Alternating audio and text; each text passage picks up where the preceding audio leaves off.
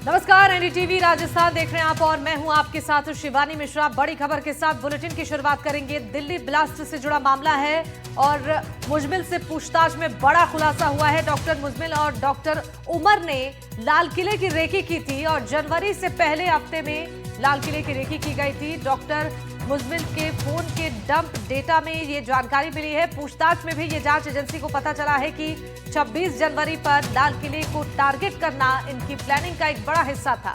दिवाली पर भी भीड़भाड़ वाली जगह को निशाना बनाने की ये प्लानिंग कर रहे थे।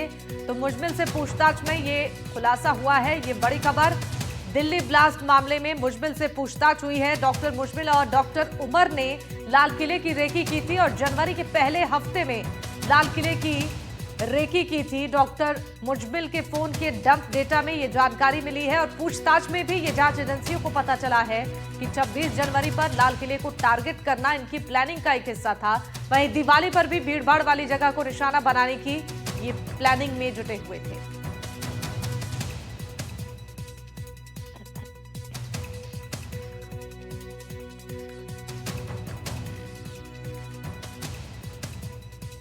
और दिल्ली बम धमाके से जुड़ी बड़ी खबर आपको बता दें, साजिशकर्ताओं के खिलाफ बड़े एक्शन की तैयारी में है सरकार। आज सीसीएस यानी कैबिनेट कमेटी और सिक्योरिटी की महत्वपूर्ण बैठक होने वाली है। इस बैठक में दिल्ली धमाके को लेकर कुछ बड़े फैसले लिए जा सकते हैं। इससे पहले ऑपरेशन सिंदूर से पहले सीसीएस की बैठक हुई थी और पहलगाम हमले का मुंहतोड़ जवाब पाकिस्तान को दिया गया था। अब एक बार फिर सीसीएस की बैठक होने जा रही है, जिसके बाद से ये कयास लगाए जा रही हैं कि भारत इस साजिश का ठोस जवाब दे सकता है। बड़ी खबर है दिल्ली धमाके से जुड़ी। दिल्ली में आज महत्वपूर्ण बैठक होने जा रही है। इस धमाके को लेकर सीसीएस की ये महत्वपूर्ण बैठक होगी और साजिशकर्ताओं के खिलाफ एक्शन की तैयारी अब सरकार ने पूरी कर ली है। धमाके को लेकर बड़े फैसले लिए जा सकते हैं इस मीटिंग में। दिल्ली धमाके को लेकर ये महत्वपूर्ण बैठक आज दिल्ली में हो सकती है।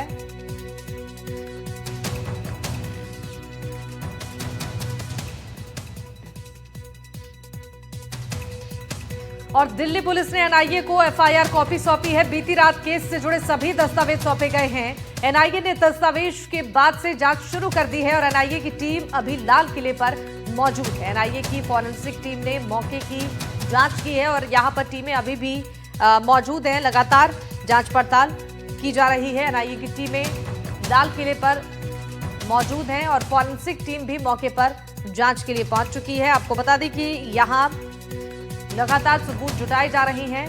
बीती रात केस से जुड़े सभी दस्तावेज सौंप दिए गए हैं। एनआईए ने दस्तावेज के बाद से अब जांच पड़ताल शुरू कर दिया है।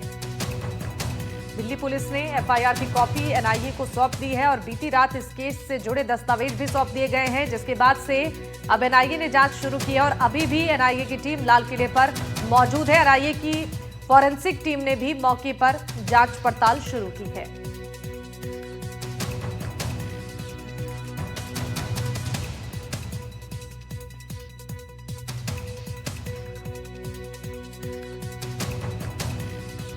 ये बड़ी जानकारी आप तक पहुंचा रही हैं। एनआईए ने अब जांच पड़ताल इस धमाके की शुरू कर दी है। आपको बता दें कि एफआईआर की कॉपी दिल्ली पुलिस ने सौंप दी है और ऐसे में अब एनआईए की टीम और फॉरेंसिक टीम यहां पहुंचकर जांच पड़ताल कर रही है और एनआईए को जो एफआईआर की कॉपी सौंप दी गई है, इसके बाद से अब लाल किले पर पहुंचकर सबूत जुटाए जा रही हैं। फॉरेंसिक टीमें भी मौजूद हैं, वहां पर भी जांच पड़ताल अब शुरू कर दी गई है।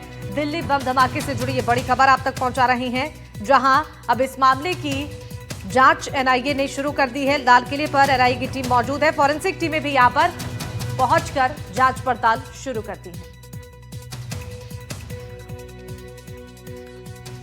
बढ़ते आगे, बड़ी खबर आपको बता दें, देश भर के एयरपोर्ट पर बीसीएएस का दिशा निर्देश जारी है। एयरपोर्ट के सभी सीसीटीवी एक्टिव रखने के निर्देश जारी किए गए हैं। ड्रोन, पैराग्लाइडर और माइक्रोलाइट पर सख्त निगरानी होगी। हल्के उड़ान साधनों पर सख्त निगरानी रखी जाएगी और विमानों के पास अतिरिक्त सुरक्षा गार्ड तैनात होंगे। यात्रियों और कार्गो की जानकारी की कड़ी जांच हो और विमान और उसकी कैटरिंग सर्विस पूरी तरीके से चेक होगा। उड़ानों पर 100% सेकेंडरी लैडर पॉइंट चेकिंग अनिवार्य होगा। दिल्ली एनसीआर के हवाई अड्डों और हेलीपैड से उड़ान भरने वाले सभी एयरक्राफ्ट और ड्रोन की निगरानी बढ़ा दी जाएगी और गैर निर्धारित उड़ानों और एयर एम्बुलेंस को भी सख्त जांच किया जाएगा। एयरपोर्ट की सुरक्षा में राज्य पुलिस और विशेष बल मदद करेंगे। आतंकवाद रोधी और तोड़फोड़ रोकने के उपाय मजबूत किए जाएंगे।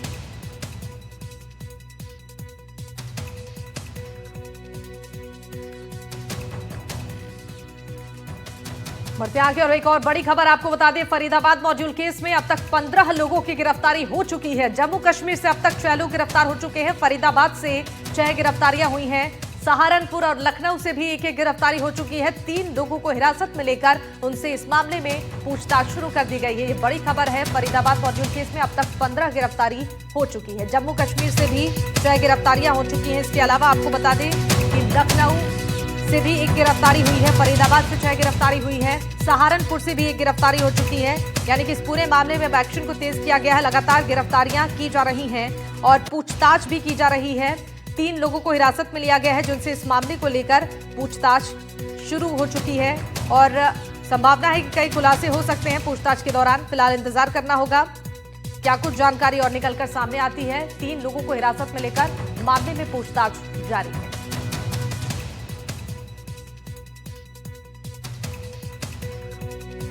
दिल्ली बम धमाकों में इस्तेमाल हुई गाड़ी हुंडई कार की i20 कार थी और ये गाड़ी फरीदाबाद से दिल्ली में लाल किले के सामने पार्किंग तक पहुंची। ये कार कई बार रास्ते में सीसीटीवी में नजर आई और धमाके से पहले पार्किंग के गेट पर भी इस गाड़ी को देखा गया। इसको लेकर एक रिपोर्ट हम आपको दिखाते हैं।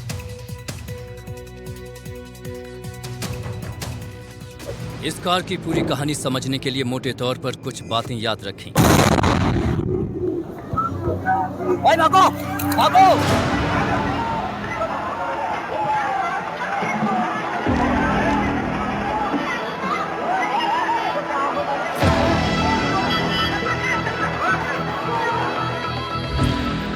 सोमवार शाम लाल किले के गेट के सामने इस कार में विस्फोट हुआ।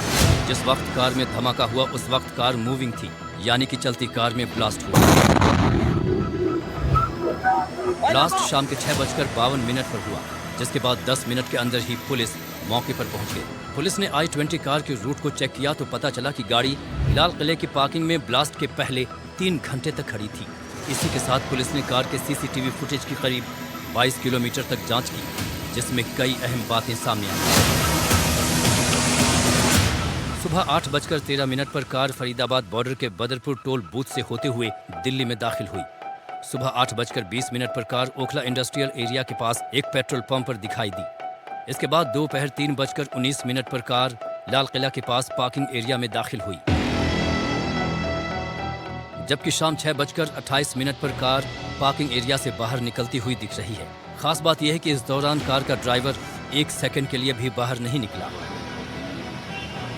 आगे बढ़ने से पहले एक बार फिर से कार का रूट समझ लीजिए। माना जा रहा है कि जिस कार में धमाका हुआ है वो बदरपुर बॉर्डर से मथुरा रोड, उसके बाद आश्रम रोड और फिर सराय काले खां होते हुए ITO पहुंचती है। ITO से रिंग रोड होते हुए गाड़ी लाल किले के पास पार्किंग में पहुंची। दोपहर 3:19 पर पार्किंग में कार की एंट्री हुई। शाम 6:28 पर कार पार्किंग से निकलती हुई दिख रही है,